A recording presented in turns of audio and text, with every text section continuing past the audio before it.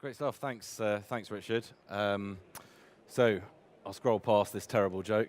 My name's Alexander. I'm Managing Director of Treads Bikes, which is part of the Halfords group. It's a real pleasure to be here at Internet Retailing once again, and indeed to this performance dimension discussion. So we'll see how this format works. Basically, it involves lots of interaction from you and hopefully not too much more from me. So we're just going to plow in without any further ado. As I'm sure all of you have experienced, through the various different iterations of mobile applications and experiences, iterations over the course of the last 5-10 years, we've seen all sorts of different things come at us, from the absolutely totally useless right through to the incredibly useful. And really this conversation and the track that I'm going to encourage all of you to think about in your tables is how fast and why do we think that transition is happening. So in 2020, my hypothesis is that those useless applications that we saw 5-10 years ago, they'll just be gone, they'll be consigned to the dustbin of history. The stuff in the middle that's quite useful now, the stuff which isn't gimmicks, does provide us with some use, but it's fragmented. That will just all get consolidated into much fewer players and experiences in the market. And of course, the stuff that we do find incredibly useful today, that'll still be there, but it'll be evolved and it'll be, the norm, I guess, that you'll get that utility. And we could really just reframe this to say, on the same scale, where mobile's just been treated as just another interface, that's the stuff which will be consigned to the dustbin. It's where the process, the application, the experience, whatever it is that you're deriving from mobile device, where it's completely integrated, that's the stuff that's going to be the norm, that's the stuff that's going to be useful to the consumer. So I thought I'd just take a moment as well just to redefine mobile, because we've all been to loads of conferences like this before and seen yet another presentation on mobile devices and how, yes, there's lots of different devices, lots of different applications, lots of different operating systems and all the rest of it. But really, in my mind, mobile now is really the discussion that we should be having is one around the user being mobile. It's around fluidity of data, fluidity of services. It's the user being connected. So I'd encourage you to think about that in the discussions in your tables. Clearly, there are mobiles and the operating systems that exist on them and applications that exist solely there. But in addition, of course, there's a whole wave of new technologies, things that are out there in the market, but things that are about to hit the market over the next few years that really augment the experiences and opportunities that we have through these handheld smartphones. But of course, it's then taking it on to the next level as well when we get into not wearables, but actually embedded technologies, identifiers. And yes, that might sometimes mean a capsule stuck into your hand or into your body, whatever it might be. But of course, there are non-invasive ways of doing that as well. So think about mobile as mobility of services, mobility of data, not necessarily just device specific. And I thought, really, the important point to touch on is really, well, why are we talking about mobile in this way? Why is that relevant, particularly to e-commerce businesses and retailers? And the reason really is because mobile as a concept is allowing us to embrace a new set of use cases that when we were just dealing in the world of the desktop e-commerce website, we couldn't really achieve that full utility, whereas now, of course, we can. So all of this sort of seems obvious, but when you think about it, the universe that mobile communications and mobile devices and applications opens up is a lot bigger than anything we used to be able to play with. So, of course, you can use mobile services and mobile devices to get information, to make transactions. You can use it as a payment method in itself. You can use it to identify yourself. You can communicate. Of course, that was the original aim of the mobile, to navigate and to entertain, and probably quite a few other things besides. But I'd say they're probably the core use cases in that new universe.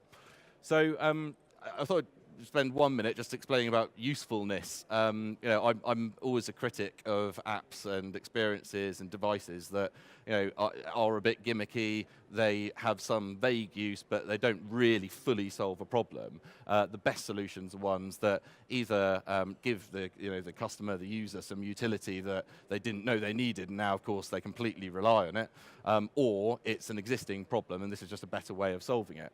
But usefulness really entails genuine utility, ease of use, and when it's well integrated into those data and services that I mentioned before. So really, by comparison, desktop interfaces of old, they are useful in many circumstances. It's just that there are far more use cases for mobile interfaces. So these are kind of three pillars that I just wanted to really float as ideas for you to discuss. One is around that genuine utility. What would you do in order to make your mobile applications and experiences genuinely useful, harnessing the technology that's available, that's there in the market now in a practical way, and then also spending a little bit of time just thinking about what you think the near future might entail, rather than the total science fiction. On customer and brand, how are you going to use mobile set-specific technology and added value experiences to deploy better content more quickly and direct to the customer? And clearly, there are options there around push notifications, around the application data that you can harvest as a retailer or as a as a service provider.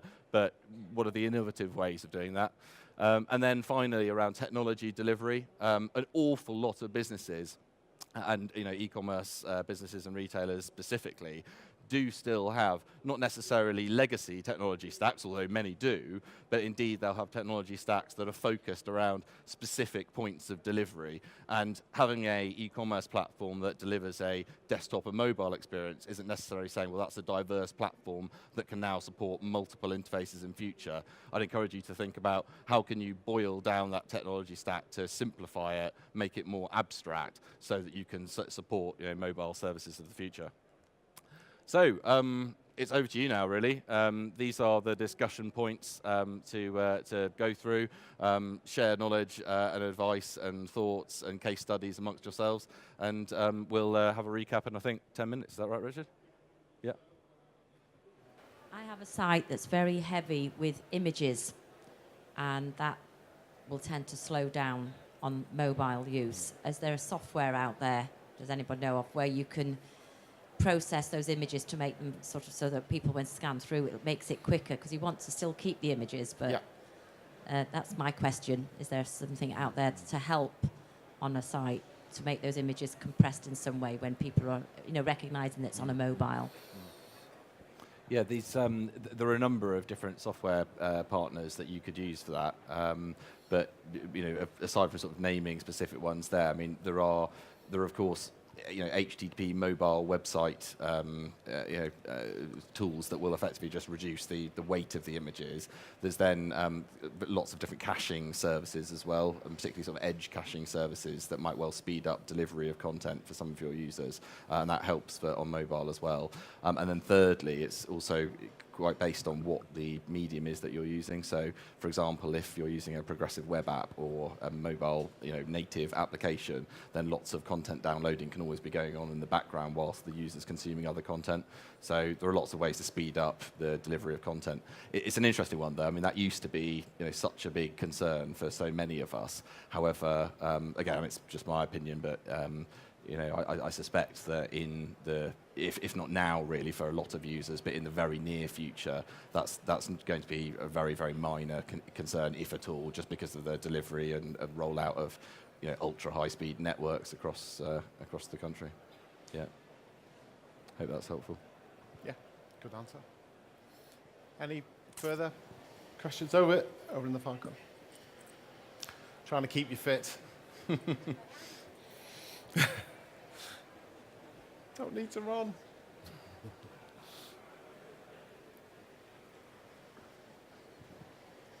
Thank you. My question is, bearing in mind the lack of ability of most retailers, probably only a dozen or so, to get real traction from their own mobile apps, do you think there's really a future for most retailers in having their own standalone apps being used in volume by consumers? Yeah, it's a really interesting one, which I've definitely myself wrestled with, and I know lots of you in the room will have. It's all around this concept of genuine utility. That would be the test that I would apply, and I'd encourage you to do the same. So there are still plenty of retailers and e-com pure plays that have an app just simply so that they have a foothold in that particular ecosystem, be it an iOS app or be it an Android app, and it does no more, and in fact, Action often does less than their HTTP website-based desktop/mobile /multi-device channel. So in those cases, I'd probably argue it's not adding any genuine utility. It's just another way of delivering the same content. If you're a massive business and the albeit large cost of developing, supporting, and maintaining those apps, it just is such a small percentage of your overall cost base, then absolutely knock yourself out and do it. I think that for businesses that are looking to invest quite strategically and want to get a really good return on working capital, I'll probably think again if that's all you're going to do with an application. Genuine utility really for retailers and probably slightly more experience-based retailers is going to take the form of experiential content, things that are actually useful to users. And I'm sure if you ask all of yourselves, which applications that you have on your smartphone in your pocket you use the most, I bet a lot of them, in fact the vast majority of them, if not all of them, are not retailers' applications. There'll be things that provide you genuine utility that we had up on that slide before, around here, you're using it to get information or to navigate somewhere, to entertain you, whatever it might be. So, I would encourage you to think, if you're in a space, if you're a retailer that has a product set where there is, experiential, useful things that you could offer via a mobile interface, do that with your app, and you could always bolt on transactional things to the side of it, or don't bother, just have links through that then open up, your mobile site. So I think laterally and keep it focused on the experience.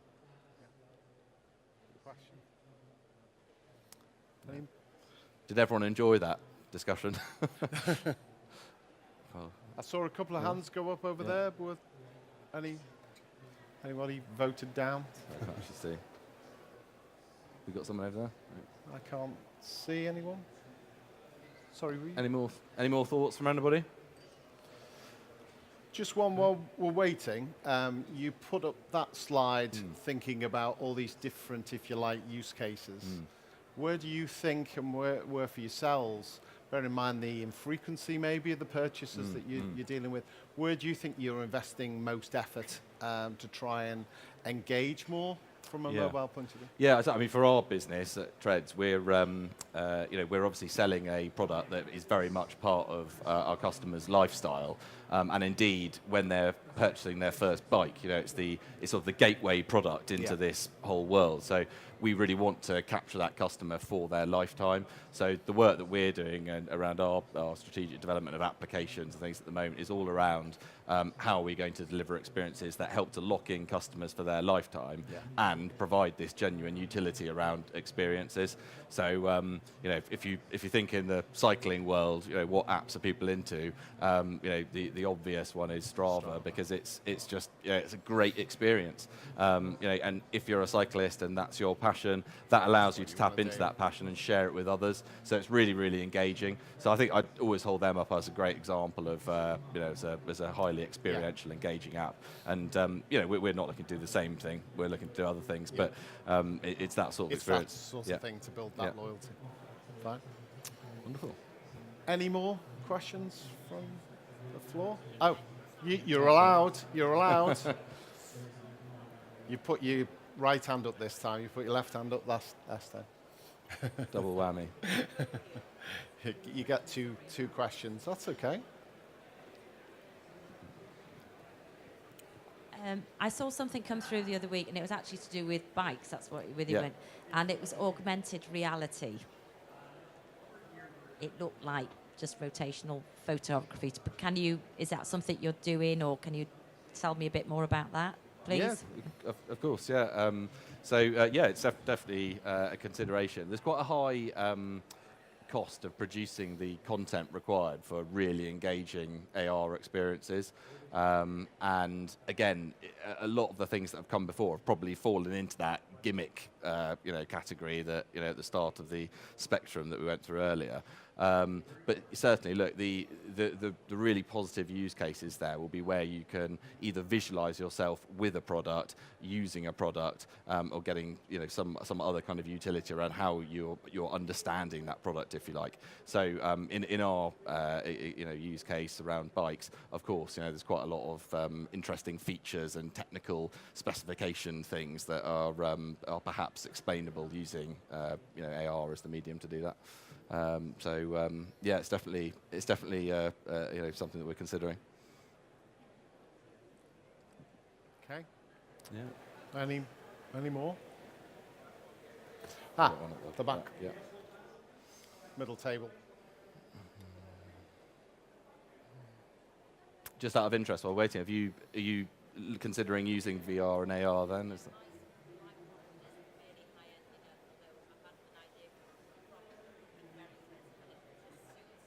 Yeah. What's the product? Okay. Sure. Yeah. Okay. Good stuff. I think I had another question at the back. Hello. I work for an online home interiors company, and we've got a fairly high AOV. Our user traffic is highest on mobile, but our revenue is highest on desktop. And it's just, I was going to ask, do you see it just being time as to people getting more confidence to spend more money on mobile, or is there anything that you can do to give a consumer more confidence to spend on mobile now?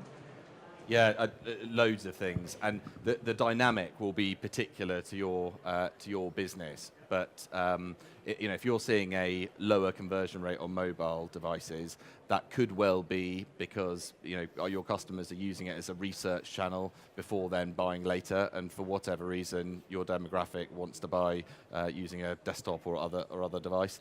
But it's highly likely, given that all of the research points to customers actually preferring using mobiles as the point of transaction now, it's highly likely that you've got barriers to conversion in your mobile transactional experience, whatever form that takes. Is it a website, that mobile experience, or is it an app, or both? Or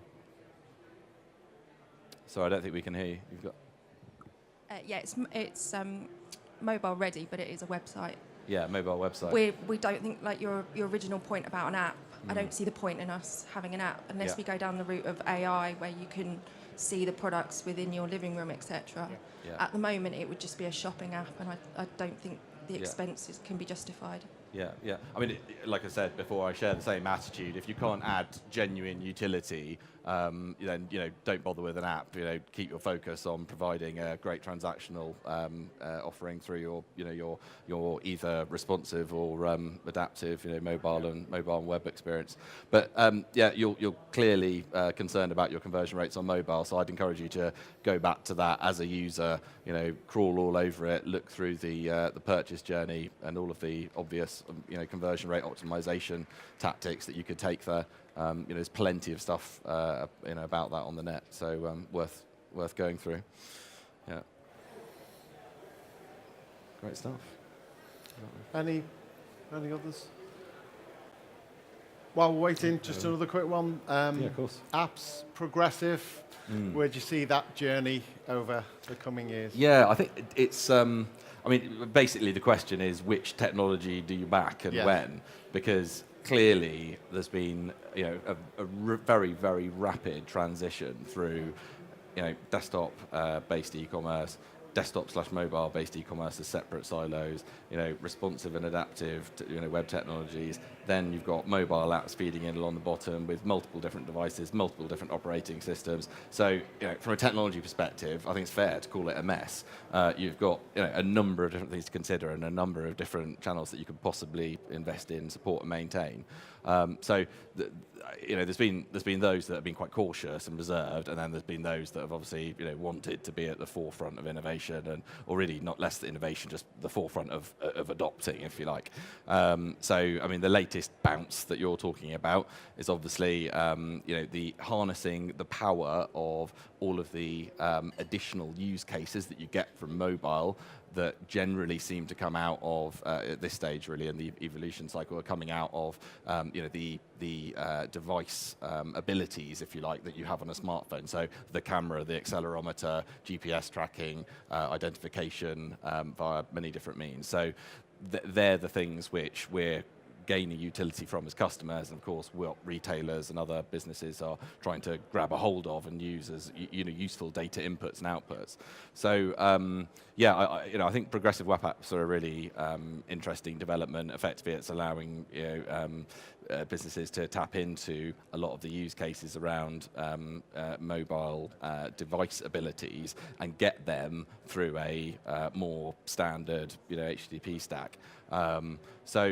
Yes, it's useful, and I think if you've got really good adaptive or responsive mobile / desktop / any other type of portable device infrastructure already set up, and that's converting really well, and perhaps like our colleague at the back of the room there, you'll kind of think, well, I don't really want to invest in native iOS or Android apps or anything particularly innovative there, but I really want to consolidate what I'm doing over here. There's actually a lot of things that you can do to adopt PWA type abilities, within that existing technology stack, or you can go whole hog.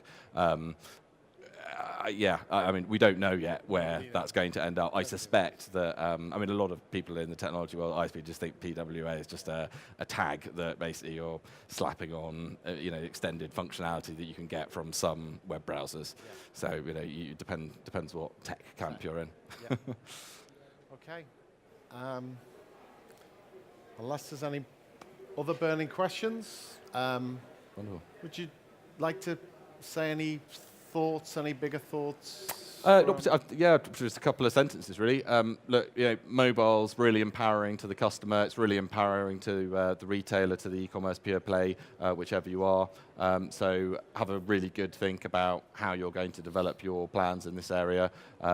Think again about apps, because they've moved past gimmick to genuine utility. There are genuine use cases for retailers and e-commerce pure plays that are there to be had. But again, continue to be very careful about where you invest your cash, because the tables will get turned again tomorrow. Yeah. Superb. Great. Thanks, everyone. Okay, can I thank Alexander, please? Excellent. Thank you very much. No problem, yeah. Cheers.